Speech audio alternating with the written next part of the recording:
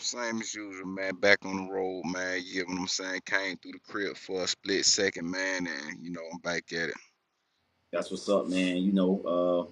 Happy Tuesday for all our listeners today, where we may be listening from, man. And we got a dope show prepared for y'all today, man. So we ain't gonna waste y'all time, man. So let's get right into it, man. So the first thing we want to talk about tonight, man, is the college playoff committee, man. Did the CFP get it right?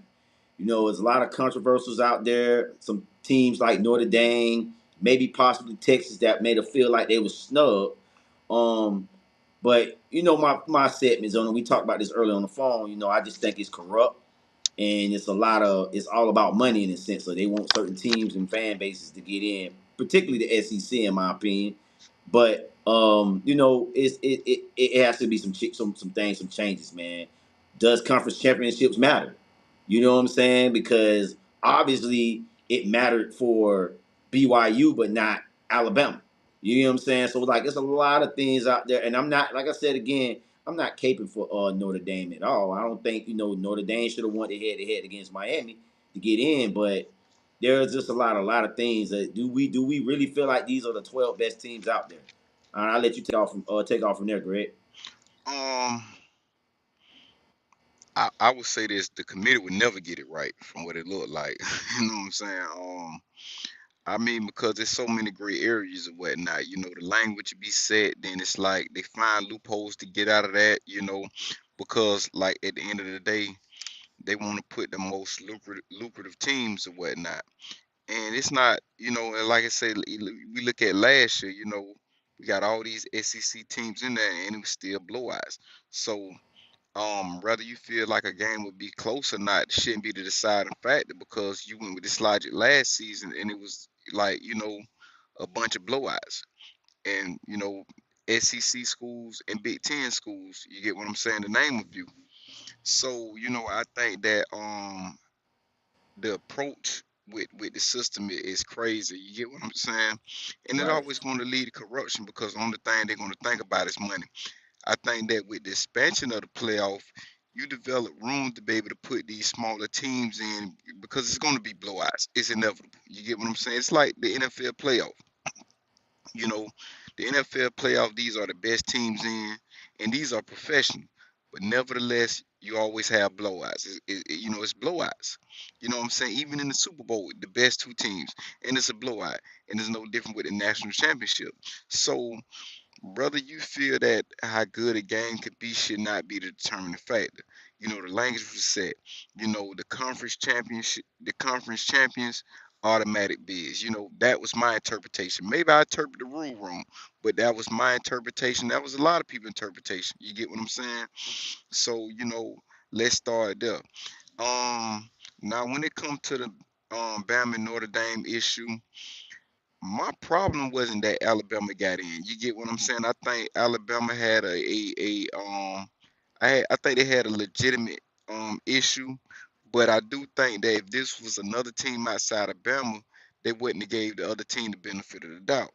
You get what I'm saying? My problem is more so with the fans that's complaining about the fact that Bama got let in. You get what I'm saying? Now, these was the same fans a couple of years ago that said that no way undefeated FSU team shouldn't be in the college playoff because it's going to be a blowout. It's not going to be a good game. They're not one of the best teams out there. You get what I'm saying? But these are the same people complaining that Alabama got let in over Notre Dame. Notre Dame deserved to be in. Bama shouldn't be in and everything like that there because they got blowed out in the conference championship. Now, if I'm going to compare the two teams, I would say Bama is the better team if they're going by the same logic from a few years ago. If you're going by the same logic a few years ago, the best teams or whatnot, Alabama is the better team, is a better team than Notre Dame. You look at the strength of schedule. You get what I'm saying? Even if you want to do the eye test, you want to do the eye test, you know, talent for talent on the field, Alabama is the better team. No matter how you put it, you know. But like I say, man, nevertheless, you're always gonna see the goalpost get moved. So my issue with everybody that's complaining about And it's not everybody, but those that complaining about Notre Dame should be in. But these the same. Some of these people are the same people that say FSU shouldn't have gotten in the college playoff a couple of years ago when we had an undefeated team, due to the fact that they want to see the best teams. You get what I'm saying? So now what happened? You get what I'm saying? Alabama is the same team you wanted in a couple of years ago. Now you're complaining about Alabama getting in. You get what I'm saying? So Right. I can care less about the cries, but you know what I'm saying? People saying that, Alabama shouldn't have got it. I can care less about that because you the same people that was advocating for Alabama a couple of years ago. You want to see them in over an undefeated Florida State team. You know what I'm saying? And if we're being honest, like I say, to go with their logic a couple of years ago, Alabama is a better team than Notre Dame. The resume says it. When you look at Notre Dame's schedule, what top school have they beat? What top program have they beaten this year? You get what I'm saying? That can, nothing they got stand up against Alabama. You get what I'm saying? Um, then when I look at like schools like Duke, and that goes back to when I say the language that was set by the conference champions. You know, um, Duke should about, what I'm saying? Now, do I want to see Duke? Do I care to see Duke? No, I do not care to see them in there. You know what I'm saying? But they rightfully deserve the right to be in if we're going off, what I'm saying, what was Conference stipulated. championship logic. Yeah, the conference championship. They want every team in that conference had a chance to play for the conference championship. Everybody had a fair shake. No team went undefeated in the ACC. You get what I'm saying? So when you look at Miami, Virginia, Georgia Tech, all these teams had a chance to play in a weak ACC team. You know, in a weak ACC conference. None of them showed up. It was out of Virginia and Duke. Duke showed up. Virginia didn't even show up. They were supposed to be a better team. Duke won. They deserve the right to be in. So I just say, man, so I say all that to say this, man. They're never going to get it right. This always going to be an issue. But at the same time, now with the expansion of the playoffs, a lot of these teams are more in control of their own destiny. And it's no way you should be losing all these games and complaining at the same time. You get what I'm saying? I got you. My thing is with that, and I push back a little bit on that, and I agree with Eugene on the comment because the thing is the fact that when you look at this Alabama team, man, we have to look at the losses. You lost to a 5-7 Florida State team. First, I mean, and you got dominated. Then Hmm. you mess around in the SEC championship game and got dominating that game, blowed out. And when you look at the Alabama team, just across the board, man, yes, there's a possibility that they could be better than Notre Dame. I'm not Right. gonna sit here and say that, but I feel like right now, when you just look at this Notre Dame team versus Alabama team, I feel like Notre Dame is playing the best football right now. They're on a 10-game winning streak. You get what I'm saying? And then when we're gonna sit here and say, well, like I'm not caping for Alabama for Notre Dame, but I'm just playing devil's advocate in the sense of, okay, if we're gonna say that Alabama is one of the 12 best teams, then you got other teams out there that might right now are playing better football than Alabama. I think Notre Dame was one of those teams. I thought Texas was one of those teams. Hell, I got Eugene also saying Vanderbilt had a better record than Bama too as well. You know what I'm saying? But I mean, you got teams out there that I feel like that was way better than Alabama right now that are playing better football. You get what I'm saying? And Hmm. I think that the SEC and the committee felt like, okay, just because Alabama beat Georgia, that they give them the right to get in, and they lost to them in the conference championship, so that means that they're still one of the 12 best teams. But I'm like, bro, if you're just looking at the eye test, I feel like right now Alabama got in, bro. And I'm gonna be honest with you, bro. I feel like they gonna get beat the first game. I think Oklahoma gonna get them. I dropped the AI video on it yesterday, man. I think Oklahoma beat them in the first game, man. I don't see these guys getting out of the first round. I think it's gonna show that they made the wrong decision again. And you got to remember too, the year that Florida State got snubbed, who they put in there that year? They put Alabama. They That's why put I just brought Alabama up. in there, Yeah. exactly. So I think history will repeat itself again, and Alabama will get exposed again for being a fraudulent team that didn't deserve to be in again. And so I just, You know, man. I mean, I just think that when you look at this whole thing, man, it's just cricket. I mean, you don't have no football guys making these decisions, man. You got people that's making decisions that I don't feel like they need got better guys in the room making these decisions. I'd rather Right, have a Nick Saban or a Urban Meyer or somebody on the board like that that's making these decisions. This dude, Jeff Sankey or whatever the fuck is the commissioner of the college playoff. I don't know what he do, man. Is he like what? I don't think he's a football guy. I think he like work for like ABC. He like work for TV. He like in TV or some shit. right. It Yeah, just it's don't make definitely sense, man. it's definitely corrupt. It's definitely corrupt, man. You get what I'm saying? And it's crazy, man. And I always bring this up, and I'm glad it's coming to the light because it was one point of time when it was only brought up when it was the players, and you got to think business been corrupt for a long time. You get what I'm saying? So when it was the players or whatnot, they used to always get brought to the forefront. Now it's a different story. It's blatant now. You get what I'm saying? Right. And like I say, man, I don't have a problem with somebody saying that Notre Dame should have been in over Alabama. Like I'm not advocating for neither team. You get what I'm saying? Right. I think both, but I just think that Notre Dame has a valid point, but I also think that Alabama has a valid point as well. The thing with Notre Dame is also this too. You're not playing in the conference championship. You get what I'm saying? Who's to say if Notre Dame was in the conference that they wouldn't have lost as well? You know what I'm saying? So that's another issue. A team make it to the conference championship, they get left out. You know, so it's like, and this is how they looking at it from their standpoint. Are you going to penalize Alabama? You know what I'm saying, for accomplishing more but falling short in the championship game. Now, my biggest knock with Alabama is this: you lost to Florida State in the beginning of the season. You get what I'm saying? You Mm-hmm. pretty much suffered two blowouts on your record against Florida State and against Georgia. You know what I'm saying? And that Georgia game was horrible. So you have to consider that, and I agree, you have to consider that. And I believe that if this was any other team, yeah, I think that, they wouldn't have got the recommendation that Alabama received. Yeah, I do agree with that, man.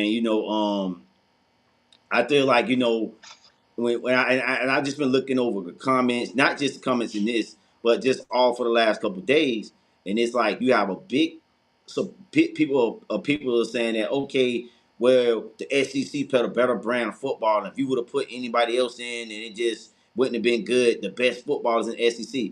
I'm not debating that the SEC is not the best conference in college football, but we have to be fair. If you lose, you lose. And regardless of what conference you in, if a team from say the Big Ten or a team from the ACC or whatever do what they need to do to show that they deserve to be in the playoffs, we got to put the right team in the playoffs. Now, I'm not gonna say deserving because deserving mean that we just giving them based on merit or we giving it to them based on because you know we feel like they deserved it because they did they had a good record or whatever.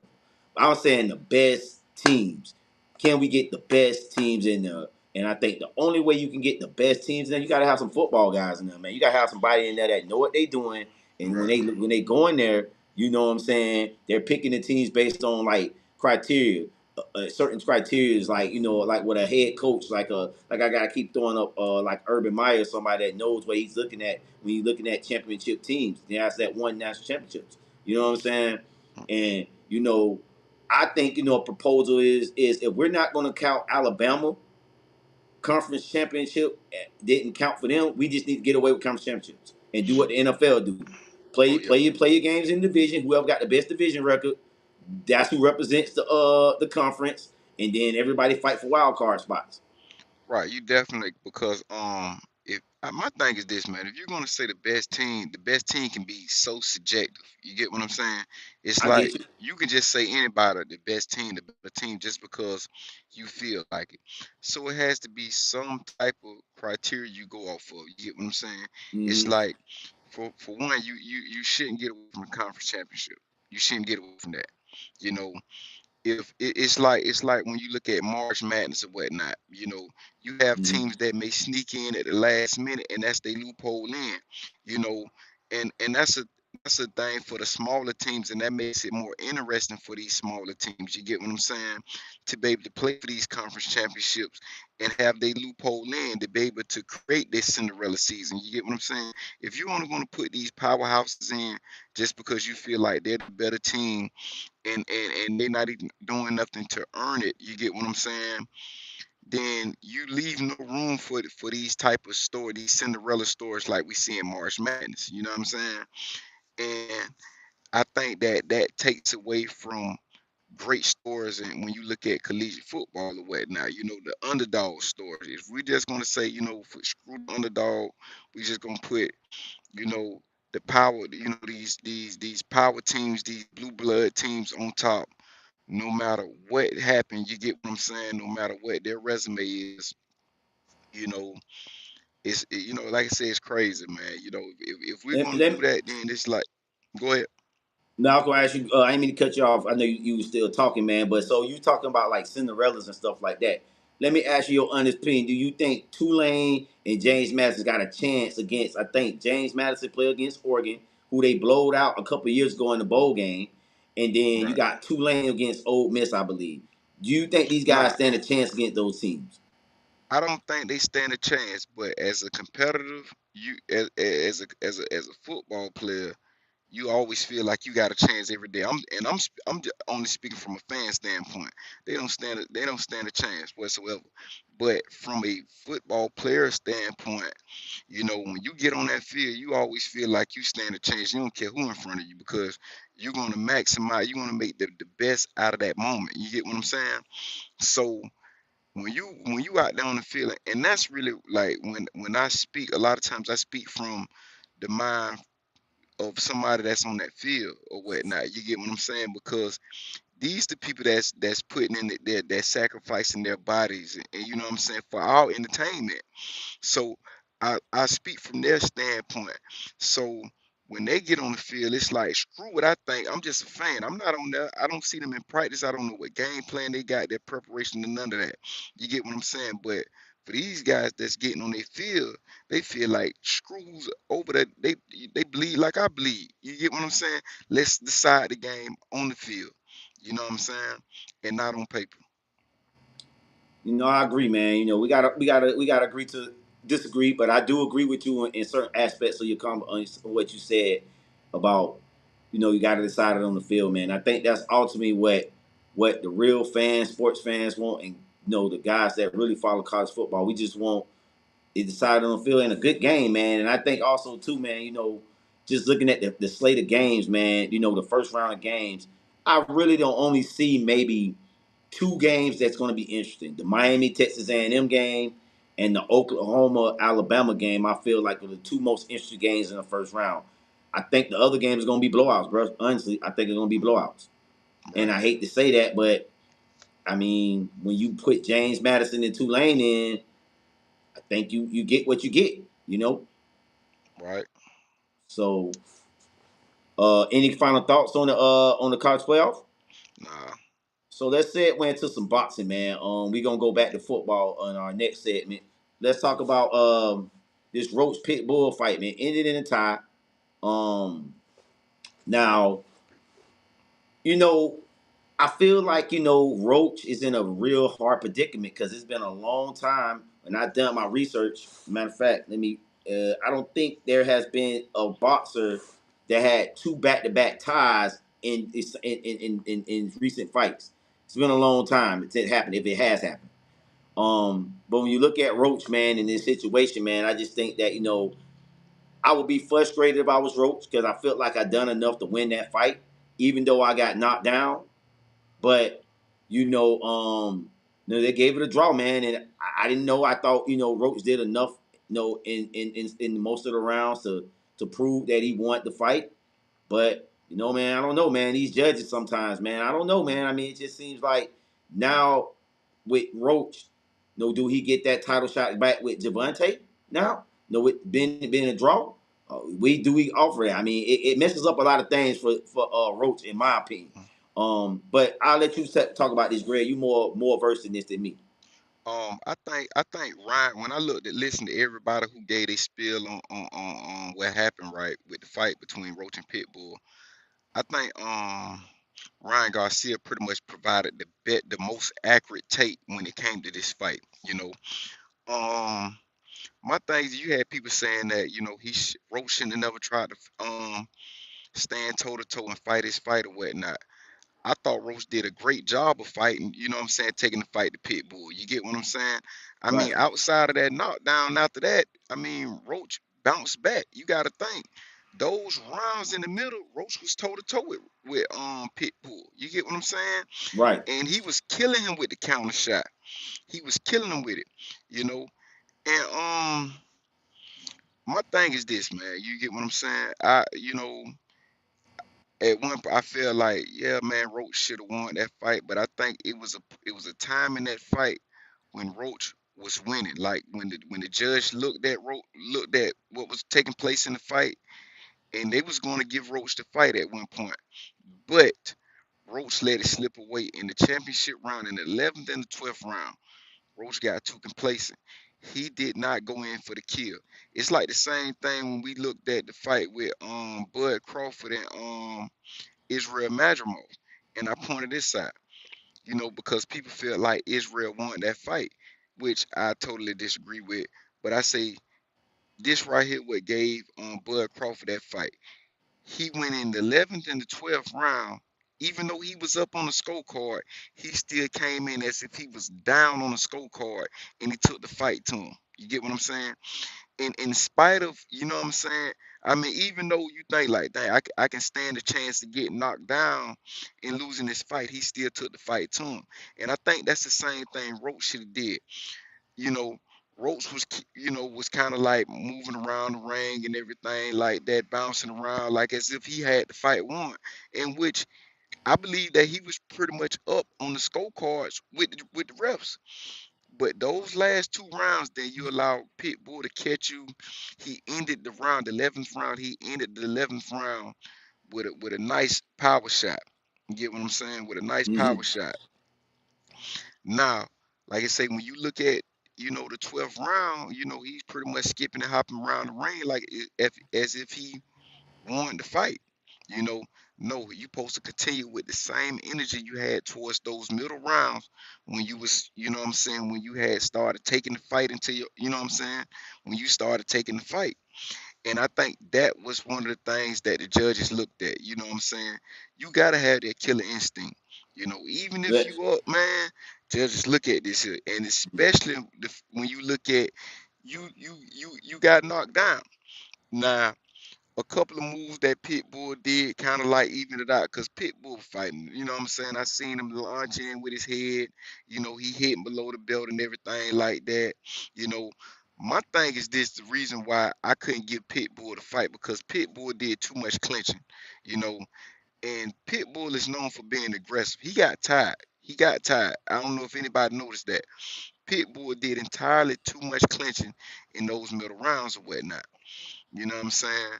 But that would be a fight I think that people would want to see again. You get what I'm saying? Um, but it's like I think that both fighters left a lot down out on the table. When they had the advantage, both fighters let a lot of out there on the table. And as I'm looking at it now, the draw seemed more accurate. I'm gonna go back and watch the fight because at first I thought Tank won. I mean, I thought Roach won the fight. But I thought now I'm looking, when I assess things, the draw seem more accurate because you got to look at its style points, it's things that the judges consider. You get what I'm saying? Not mm-hmm. only you got to box and you got to fight, you got to entertain the crowd. You get what I'm saying? So even in these late rounds, the people came to see a fight. You know. So I think the fight with Javante Davis was more so a robbery than this fight. But I think that that's one of the things that he got to consider, man. You have to be able to finish. You got to be a finisher out there, man. Yeah, I think maybe Roach got a little bit too conservative. You know what I'm saying? And like I said, like thinking that he had the fight already won. You know what I'm saying? Getting conservative. And then I also do think as well is and maybe I'm gonna ask you this question, Greg. You the boxing expert. Do you think you maybe Roach was tired in the later rounds and he was trying to say, hey, I'm gonna run because I don't want to get the knockdown late in the fight. I don't think Roach was tired. I think it was just a matter of him being conservative, looking at it as if he got to fight. You hear me? I can hear You can't hear me? you. Damn. Hello? Still can't hear me? Let me see some shit. Don't better not start acting up.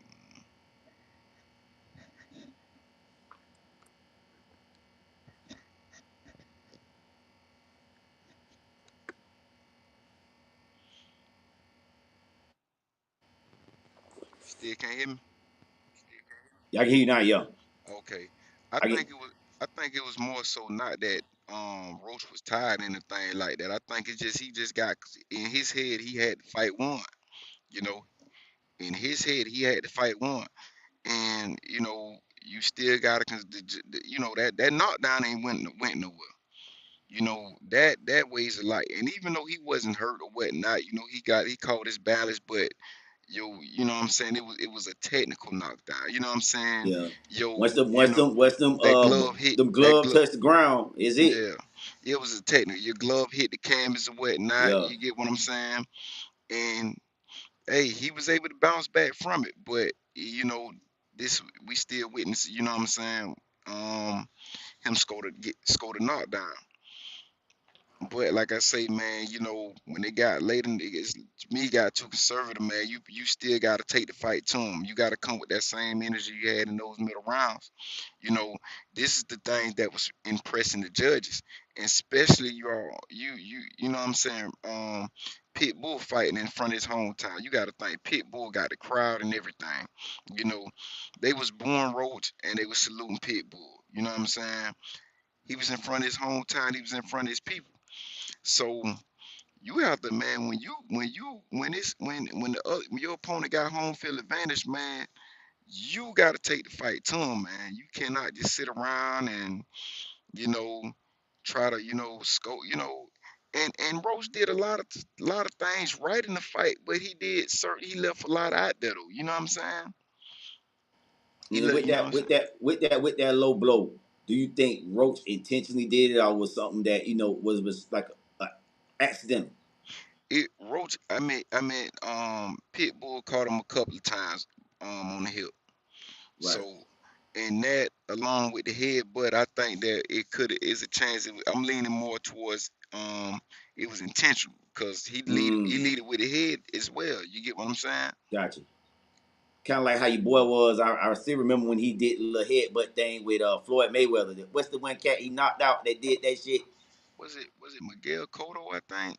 No, I'm it was thinking it wasn't Cotto. it wasn't Cotto. It was somebody else. Cause I that's when the forgot. dude I dropped his remember. guard. He dropped his guard and knocked Waymail knocked him out. I Right. forget Yeah. who the cat was though. Yeah, but he headbutted him and stuff, and then he tried to my bad, touch gloves, and then he dropped his glove and pop pop. Yeah. But yeah, Exactly. that made me think about that. That's what that came to my head first when about the headbutt thing. Right. So, but I mean, I just think for Roach moving forward with Roach, man, like where do you see him at fighting now? Do you think he get another rematch with Roach? Do you think Tank give him a rematch, or is anybody out there that's like, hey, let's that they give Roach a fight? Because two draws, man, I don't know. And these both fights, I felt like both Roach fights were both entertaining fights. I think we both can agree to that. They were Oh both yeah. Of good course. fights. I think he get another fight because, like you say, he put on a good fight or whatnot. You get what I'm saying? Like it wasn't, like one of the things that getting talked about a lot, how these dudes is running and everything like that. Though he stood toe to toe with a slugger. Yeah, Like I say, people criticize him so he fought Pitbull fight, but I thought he did a good job fighting hit, pit bull fight. He did a great job. He won the middle rounds doing that. Outside of the round after he got knocked down, you know what I'm saying? He pretty much took the fight to him this with the same. You get what I'm saying? Right. And if you look at Roach too as well, if you go back to the Tank fight too, he was bringing the Tank too. I mean, he stood Right. tall. He stood with Tank. So Exactly. I don't. I feel like he should get another shot somewhere with somebody, man. You know what I'm saying? He's a very entertaining boxer. And he's one of those boxers that you know he got that grit in him. You know what I'm saying? And I think that hopefully somebody won't be scared to fight him though. That's the thing too. You get what I'm Right. saying? Because you can deter a lot of fighters too. But you got a lot of fighters moving up in weight. You know what I'm saying? So I think the only one that's really at 135, and that's Tank. Frank Martin moved up in weight. Devin Haney done moved up in weight. Ryan Garcia, all these guys are moving up in weight, and so and he also moved up. He also what he went to 140 to fight Pitbull. Right. So I mean, yeah, I think, yeah, they fought at 140, I think. And I think that like I say, man, I think, and he moved up twice. He moved up to fight Tank, and he moved up to Oh, he fight did. Pitbull. You're right. Yeah, You're absolutely right. He did move up to fight Tank. You're absolutely right, right. He damn sure did. So I mean, he's like I say, Roach is one of those boxers right now, man. That he's kind of like I feel like in a rock and a hard place and shit because of the last two fights. Uh, but I think this could be something that could really motivate him on his for the rest of his career, and maybe he can get it done, the job done in the next fight. Maybe he get another title shot with somebody else or something like that. right. You know. So we're gonna talk about our last topic of the night, the Jags. Man, they take control of the AFC South. Big win over the weekend, man. I mean, for me, it was just like, wow, this team is really showing that they're not the same old Jazz. And they on a 4-game winning streak, I'm sorry, got the potential to go a 5-game winning streak. I think we haven't had a 5-game winning streak since 2023, the Doug Peterson year. So the year, yeah, 2023, Doug Peterson. And this team is on all cylinders right now, man. Trevor Lawrence has played his best stretch of football in a long time. The defense is getting better every week. And man, right now Jaguars is dangerously scary in the league. I think they're probably one of the more dangerous teams in the league right now, man. If they can continue to play like this. Yeah, that was the 2022 season, by the way, too. 2022. Okay, cool, cool, Yeah, cool, cool. I All right, remember that. But I, go ahead. You go ahead. You go ahead. Get your thoughts off, man, Greg. I think one of the things that make us like now that makes us more of a threat, you know, now because we was all you looked at, we was always well coached. You get what I'm saying? Mm-hmm.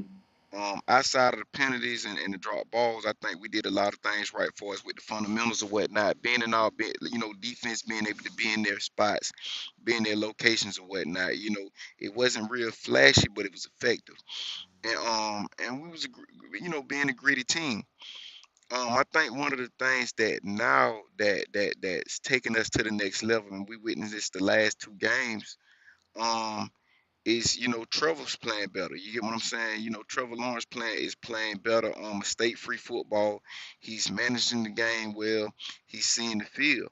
You know, and so that is the thing that we're watching. You know what I'm saying? Not saying that you can look at it saying that he played a perfect game. He didn't make mistakes, but he did all of the small things right. He didn't have those WTF moments. You know what I'm saying? That he normally would have.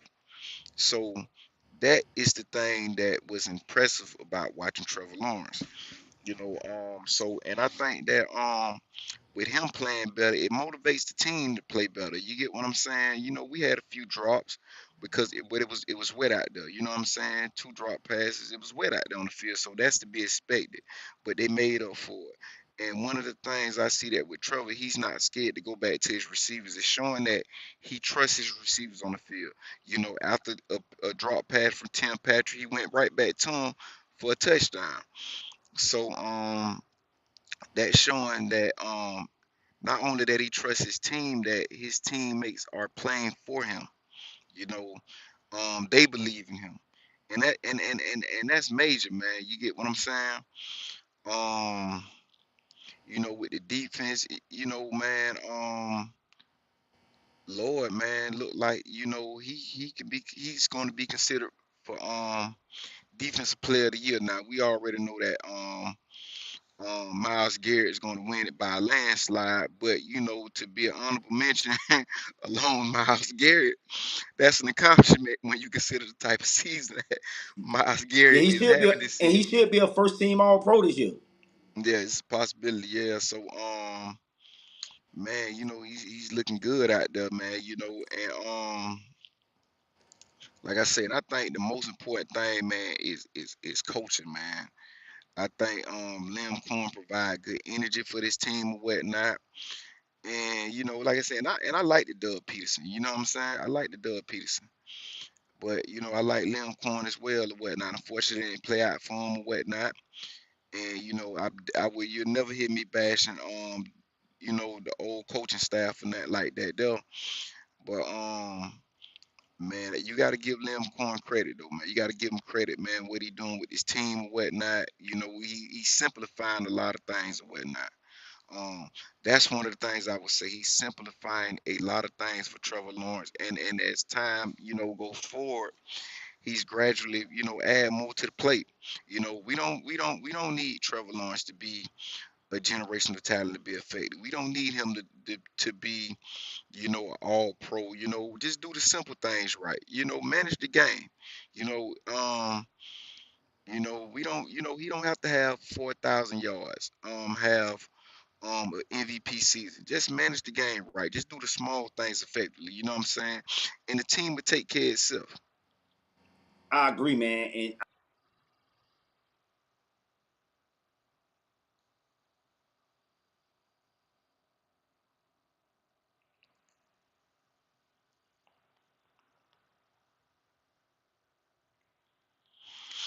so I was watching the hunt today, man, and that's one thing I love about Liam Cohen.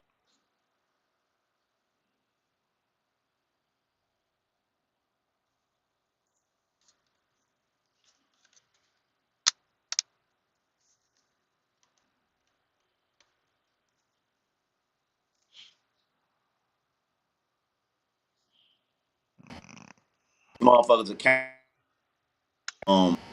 like he be telling these motherfuckers like, look here, man, hey, we gotta clean up some shit. Like he keep it real with them, and I think what's so different coaching style from Doug Peterson versus Liam Cohen, just from my opinion, from my obsession is like he don't sugarcoat that shit with them. Like he be blunt, brutally honest.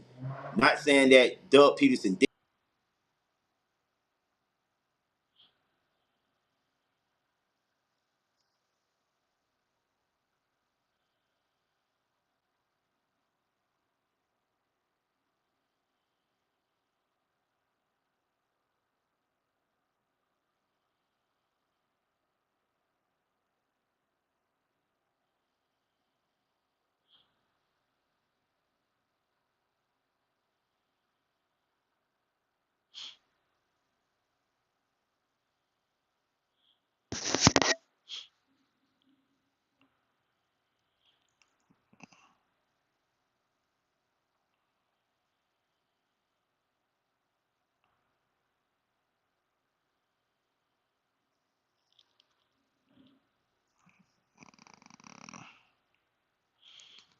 Having a technical difficulty right now, man.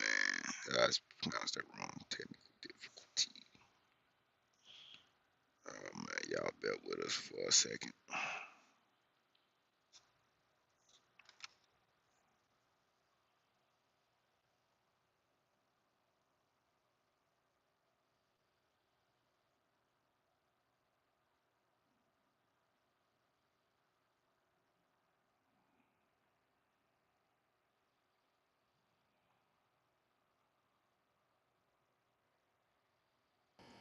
Great. So we have a little bit of technical difficulties with our stuff right now, man. Okay. Oh, it's back Yeah, up. man. Okay. Yeah, man. We having some. I had to run a stability test on it, and it hopefully that fixed the issue. But Okay. But like I was saying, man, like when you look at Liam Cohen though, bruh, like just the way he talked to these guys, like it's more personal. And I think, by him being a younger coach, sometimes that kind of can connect more than you got a guy like Doug Peterson, who was an ex NFL player. He's more of a player's coach as well, too, and people like him. But I think he's still, he's a lot older than those guys. You know what I'm saying? He's an older coach.